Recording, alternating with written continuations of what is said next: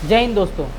आपने धुरंधर मूवी तो देखी ही होगी, तो अगर नहीं देखी तो ये कैरेक्टर जरूर आपने कहीं ना कहीं देखा होगा। रहमान डकैत की दी हुई मौत बड़ी कसाईनुमा होती है।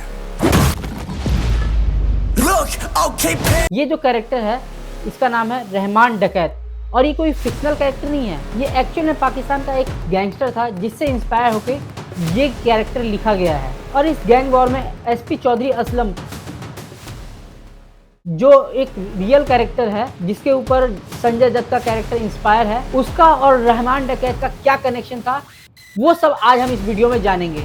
तो चलिए इस वीडियो को शुरू करते हैं। देखिए, ये है हमारा प्यारा भारत, और यहाँ से अगर वेस्ट की ओर जाएंगे तो ये है पाकिस्तान, और पाकिस्तान के इस एरिया को सिंध कहते हैं। और सिंध के कराची शहर में एक जगह पड़ती है लियारी टाउन। इसी लियारी टाउन में रहमान डकैत का जन्म हुआ था। ये लियारी टाउन जो है वो कराची पोर्ट के काफी पास पड़ती थी। इसकी वजह से 1970s में जो भी चीजें अरेबियन सी से कराची पोर्ट पे आती थी वो डायरेक्टली लिहारी टाउन में जाती थी, जिसकी वजह से स्मगलिंग का जो धंधा था बहुत ही ज्यादा जोर शोर से चलने लगा था। और इसी स्मगलिंग के धंधे में वहां पे बहुत सारे ग्रुप बन गए थे, गैंग के ग्रुप। और इन्हीं सब गैंग में से एक गैंग था दाद मोहम्मद उर्फ दादू और शेर मोहम्मद उर्फ शेरू। ये दोनों काम करते थे। ये दोनों एक्चुअली में भाई थे, और ये दोनों लियारी में जो भी स्मगलिंग का सामान होता था उन सब में ये डील किया करते थे, जिसमें इलीगल सोना और इलीगल हथियारों की स्मगलिंग भी शामिल था। लेकिन 1990 से पहले तक वहां पे हथियार नहीं थे, तो केवल छुरी और तलवार से सारी किडनैपिंग और क्राइम्स को अंजाम दिया जाता था। तो 1970s में लियारी टाउन में क्राइम का माहौल पूरी तरह से बना हुआ था, और वहां पे ड्रग्स का एक माफिया हुआ करता जिसका नाम था काला नाग। और काला नाग और दाऊद मोहम्मद का जो गैंग था उसका आपस में राइवलरी चलता था। फिर दाऊद मोहम्मद और शेरू मोहम्मद ने एक बार काला नाग को जो है वो अपने रास्ते से हटा दिया और लियारी के एक बहुत बड़े हिस्से पे अपना जो दबदबा है वो कायम कर लिया। फिर 1980s में दाद मोहम्मद के घर एक लड़का पैदा होता है जिसका नाम अब्दुल रहमान रखा जाता है।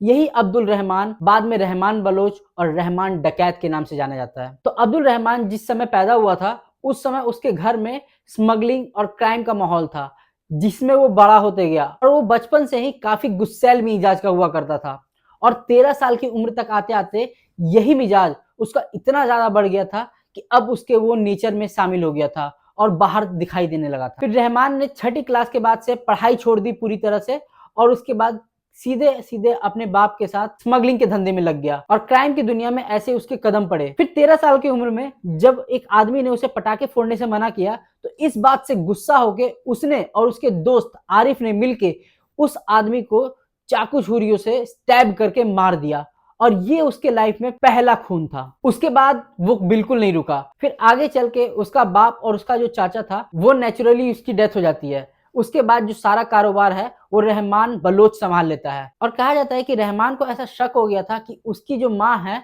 वो पुलिस से मिल गई है और पुलिस को इंफॉर्मेशन देती है उसके बारे में। इस शक में आके उसने अपनी माँ तक का खून कर दिया था, जिसकी वजह से उसका जो दहशत था वो पूरे लियारी टाउन में था, और सब लोग उसे बहुत ही जल्लाद मानते थे, क्योंकि जिसने अपनी माँ को नहीं छोड़ा वो आखिर किसको छोड़ेगा, किस पे रहम करेगा। और इसी फियरलेस और बेबाक अंदाज से इंप्रेस होकर हाजी लालू, जो उस समय लियारी टाउन का और कराची का एक बहुत बड़ा ड्रग लॉर्ड था, उसने रहमान बलोच को अपने गैंग में शामिल कर लिया। और अरशद पप्पू उसी हाजी लालू का बेटा था, और यहाँ से अरशद पप्पू और रहमान बलोच की दोस्ती स्टार्ट होती है, और दोनों मिलके स्मगलिंग के धंधे में बहुत सारा पैसा कमाते हैं। लेकिन कहते हैं ना कि जो पैसा होता है वो हर दुश्मनी का कारण बनता है।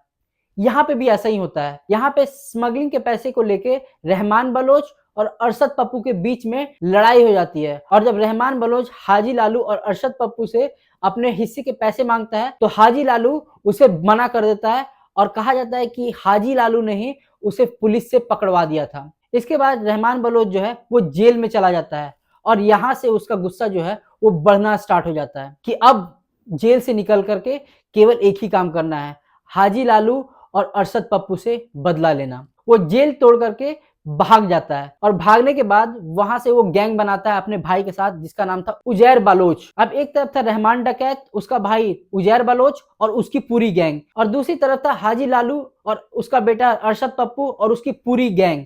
अब ये जो गैंग थी आपस में भिड़ गई थी, क्योंकि वहां पे पैसा, काला धंधा और पावर तीनों वहां पे इन्वॉल्व थे और इस गैंग वॉर में पूरी लिहारी में जो है वो दहशत का माहौल बन जाता है। फिर जो हाजी लालू है वो नेचुरली उसकी डेथ हो जाती है। अब जो गैंग वार थी वो पूरी तरह से रहमान डकैत और अरशद पप्पू के बीच में थी। फिर रहमान डकैत ने अपनी गैंग के साथ मिलकर जो अरशद पप्पू था उसका एक बहुत ही इंपॉर्टेंट आदमी इनायत को मरवा दिया। इसकी वजह से इन दोनों के बीच में जो दुश्मनी थी वो और गहरी हो गई। इसके बाद रहमान डकैत जो है वो ऑलरेडी 2/3 लियारी पे राज कर रहा था, लेकिन अब उसे पूरी लियारी चाहिए थी।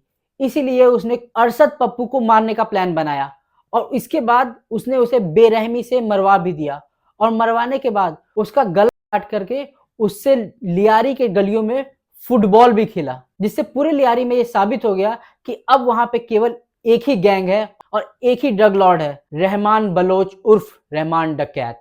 अब रहमान के पास पूरी लियारी थी और अब वो चाहता था पूरे कराची पे राज करना। इसीलिए उसने सोचा कि अब केवल गैंग वॉर से काम नहीं चलेगा, उसने साथ ही साथ पॉलिटिक्स भी ज्वाइन की। तो उसने एक पार्टी बनाई, पीपल अमन कमेटी, जो कि एक्चुअल में उसके जो काले धंधे के पैसे थे उसको वाइट करने का तरीका था और पीपल अमन कमेटी के द्वारा ही कई सारे फिलेंथ्रोपिक काम भी करता था, जैसे स्कूल बनवाना, हॉस्पिटल बनवाना, गरीबों की मदद करना।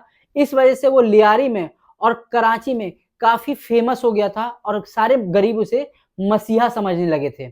इसकी वजह से उसका दबदबा लियारी में इतना ज्यादा हो गया था कि जो पाकिस्तान की मेन पार्टी थी, पाकिस्तान पीपल पार्टी पीपीपी, जो कि जुल्फिकार अली भुट्टो की पार्टी थी, वो भी रहमान बलोच को इग्नोर नहीं कर पाई और लियारी में जीतने के लिए पीपीपी ने रहमान बलोच से हाथ मिला लिया और यहाँ से रहमान बलोच का जो पॉलिटिकल कनेक्शन था और बहुत ही ज्यादा डीप हो गया था। लेकिन कहते हैं ना, हर सांप के पीछे एक नेवला होता है, वही नेवला था एसपी असलम चौधरी, जो कि कराची का एनकाउंटर स्पेशलिस्ट था। वो एक्चुअली में रहमान बलोच को कई बार पकड़ना चाहता था और यहाँ तक कि 2006 में उसने एक बार रहमान बलोच को पकड़ भी लिया था, लेकिन किसी तरह मिस्टीरियस तरीके से रहमान बलोच जो है वो पुलिस की कस्टडी से भाग गया और उसके बाद यहाँ से रहमान बलोच और एसपी असलम चौधरी की जो दुश्मनी थी वो और ज्यादा गहरी हो गई थी। फिर 2006 से 2003 तक जो रहमान बलोच है वो बहुत ज्यादा स्मगलिंग और पॉलिटिक्स करता है और पूरे लियारी में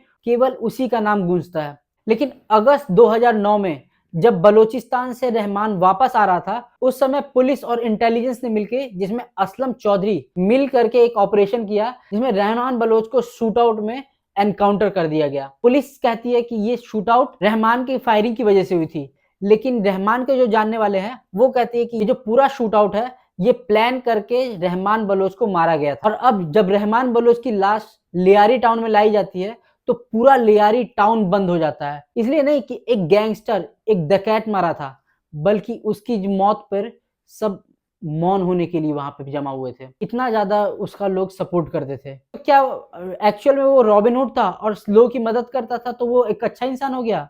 मेरे ख्याल से बिल्कुल नहीं। अगर आप क्राइम करके पैसे कमाते हो और उसमें से थोड़ा बहुत अच्छा के लिए भी यूज करते हो तो उससे आपका जो काम है वो सही नहीं हो जाता। तो ये थी रहमान बलोच उर्फ रहमान डकैत की पूरी कहानी। आपको ये कहानी कैसी लगी प्लीज मुझे कमेंट सेक्शन में जरूर बताइएगा। मिलते हैं किसी और वीडियो में, तब तक के लिए नमस्कार, जय हिंद।